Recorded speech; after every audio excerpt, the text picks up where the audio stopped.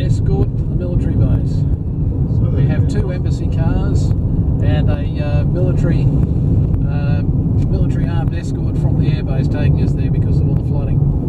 How cool is this?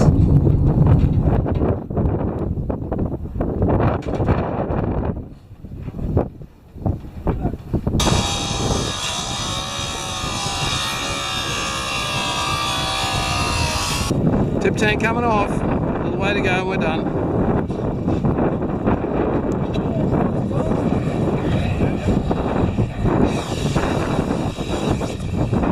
So Mike, tell me all about today as we just head into Camel Hangers. Hot, sandy, and exciting. What was your favourite part of the day? The scorpions. The scorpion. I reckon today was great. Yeah, you had a bit of fun? Oh, I love hammers and oxys and chisels and stuff. And cutting up relic aircraft. Yes, with precision. Aeronautical, what do you call ourselves? Aeronautical archaeologists. Well done. So here we are following the Australian Embassy vehicle again, heading on our way out to day 2. So Mike. Day 2. Day 2, tell us about day 1. Day 1, pretty amazing. I don't think there's many people have had the opportunity to step foot in that aeroplane the last 30 years. Sitting where it was quite amazing to see it just sitting there. It had that a ghostly feeling, but a warm feeling about it as well to be there, actually see it physically in real life. So what was the most memorable part of yesterday for you? Oh, apart from riding the tip tank, I think getting there was it was a highlight of the day. It was made the whole experience something else. Moving on to digging wet sand, that was an experience in itself. To have a 30-year superstorm come through only a week prior to us arriving made conditions a little bit more challenging than I probably first anticipated, most of us first anticipated. Yeah, so 5 words about today. Let's get it home. Let's get it home. That was only 4. Soon. Thank you. Well done, friend. So Boycee, Yeah. you're lead engineer on our expedition here, mate. What are your thoughts on what we did yesterday? There's an appropriate amount of butchery was applied by all up to a good standard, just to save what parts of the aircraft we can. It wasn't too much in the way of finessing. We had some large angle grinders, a bit of an oxy torch, and yeah, we just took off whatever bits we could salvage within the time constraints that we had. So we've only got a couple of hours today. Yeah, we're very limited in time today to make the schedule for the truck. So we'll be focusing on the parts that we resurrected yesterday, trying to get them in a condition where we can ship them and pick up some other little bits and pieces along the way. So what's your first priority when we get there? Probably to slice a section of fuselage. That'll be fairly quick and easy, and then we can focus on some of the more the difficult things like some rudder pedals, some leading edge sections. We'll probably put Eleanor to work. We've got a nice brand new spanner, so she can pull off some magnetos for us. She's been very helpful in that area. And the big question, you're having fun? I am having a ball, and I'm working on my tanners at the same time, so how good is that? Well, on behalf of Qantas Founders Museum, I would like to welcome you to the archaeological aviation dig of the Connie, and this is your gift to get started today. Very much. Thank you very much. So what are you digging out there, buddy? What have you found? We think it's a door. What does it do? Opens and shuts at the moment. I think that door is from that hole right there, which is the main passenger door. Absolutely sweet. Well, here it goes, nothing. back into it, my boy, back into it. They're done. Done? I think we're done for the day. We're running out of time, unfortunately. We've got lots of big bits, even lots of little bits. Picked up a couple of data plates from here and there. So yeah, just loading the last of the truck. You can probably see it through in the background. We say our last goodbyes to the Connie, and we'll head on up to Ali Al Salem and see our friends with the RAAF. They're going to air freight it for us on the first trip back down south where she belongs. How's it all gone there, Eleanor, as the organiser of this motley crew? Facilitator. It has been an honour and a privilege for the Australian Embassy in Kuwait to assist with this process. A lot of unknowns. Very happy that so far it's been a relatively smooth process. You've even seen some camels and had a really good desert excursion as an addition. So fingers crossed for the next stage. So Dave, can you tell us a little bit about the flora and fauna you can see out either side of the car? There isn't any.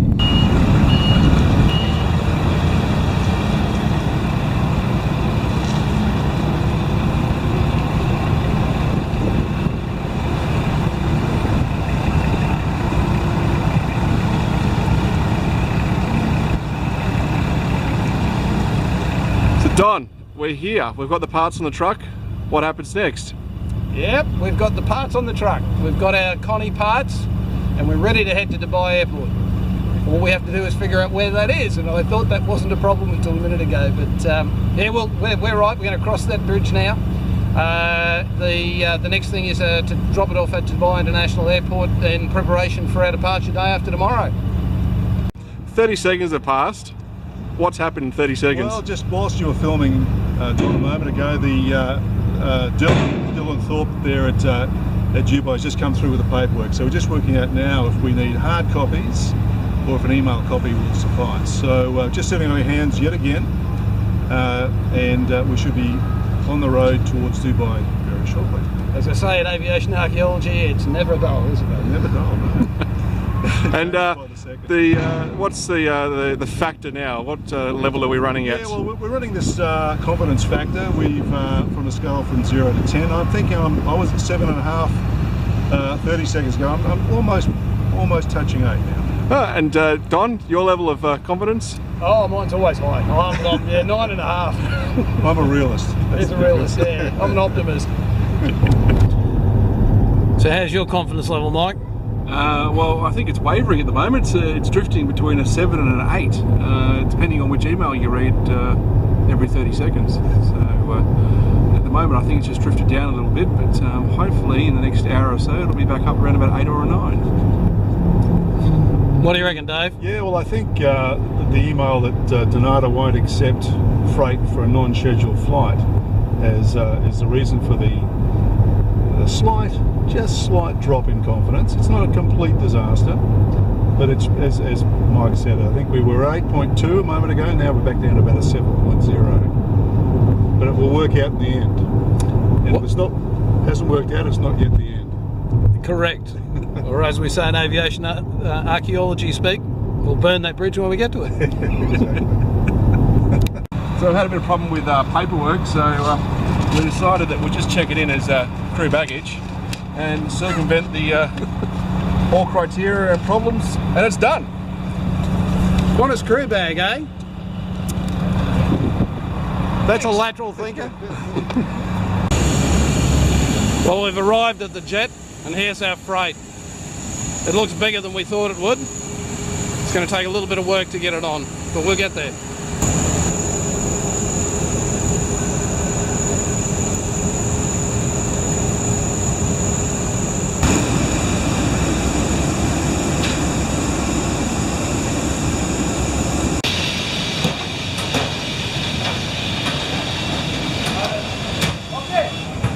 Okay, so what's happening, Mike?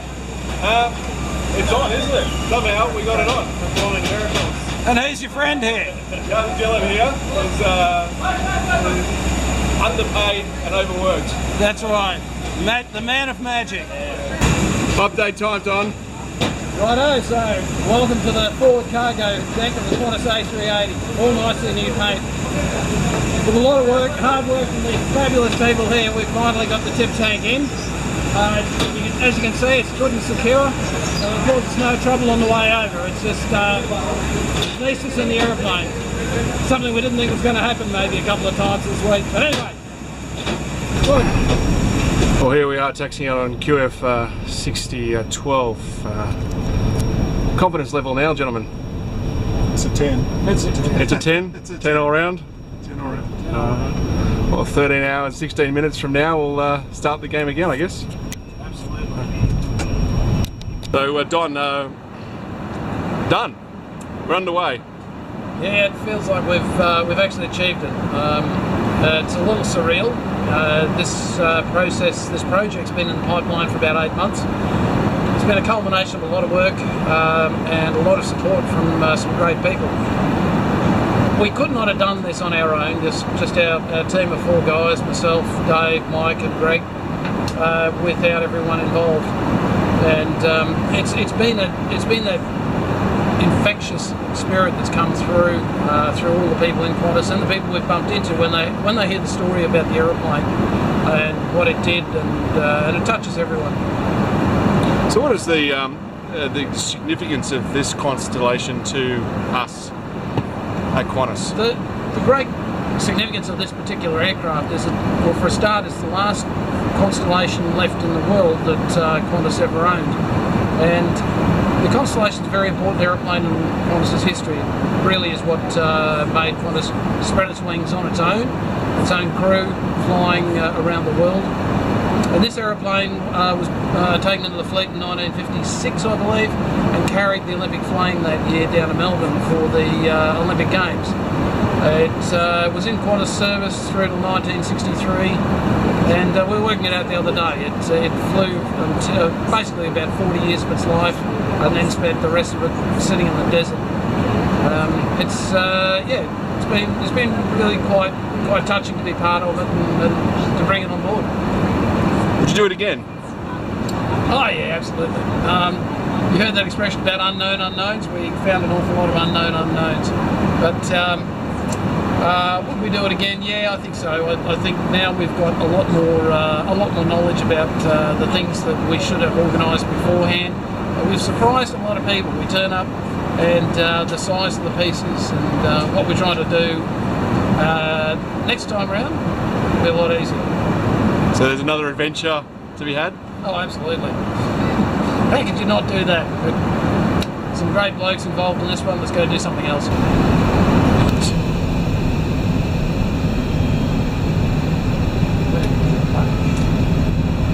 Southern Horizon 10 to run, contact the tower 120.5. 120.5, Southern Horizon, thank you.